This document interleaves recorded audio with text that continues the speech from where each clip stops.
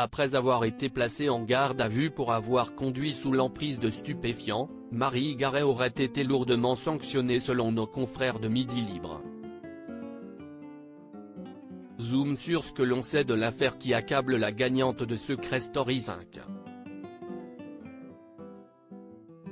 Vous l'avez connue dans le programme culte de TF1.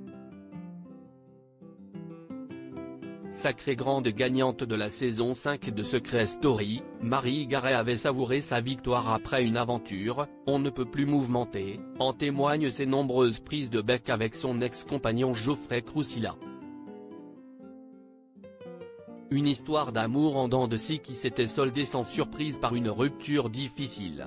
Si cette infirmière libérale avait finalement décidé de déserter nos écrans, sa vie sentimentale continue de faire couler beaucoup d'encre. Sur le plateau de Cyril Hanouna, cette dernière avait accusé son ex-petit ami, Dorian Baptiste, de l'avoir violentée.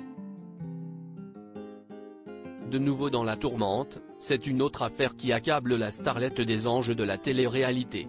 Marie Garet n'a pas retenu la leçon de l'affaire Palmade.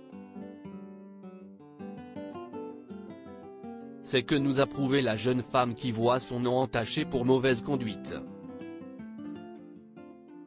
Mercredi 28 juin 2023, l'ancienne candidate de télé a fait la une des médias.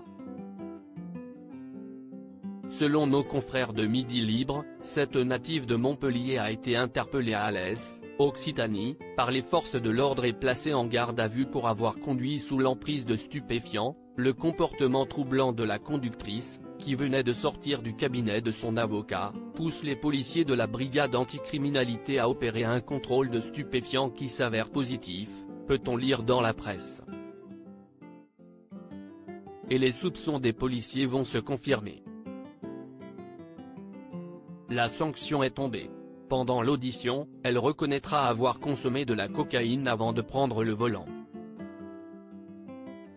Des aveux accablants qui ont mené à la perquisition de son véhicule et de son cabinet d'infirmière. Mais l'affaire se complique pour Marie Garet. Après que les policiers ont retourné de fond en comble son domicile, ils auraient mis la fin sur 10 grammes de cocaïne et 15 grammes de MDMA, ecstasy, note de la rédaction. Déféré au palais de justice d'Alès, la sentence est irrévocable. L'ex de Geoffrey Crousilla a été condamné à une peine de 8 mois de prison avec sursis pour conduite sous stupéfiants. Une affaire qui nous rappelle ostensiblement celle de Pierre Palmade, qui crée l'indignation après avoir été aperçu en boîte de nuit ces derniers jours dans la région de Bordeaux. Stupéfiant.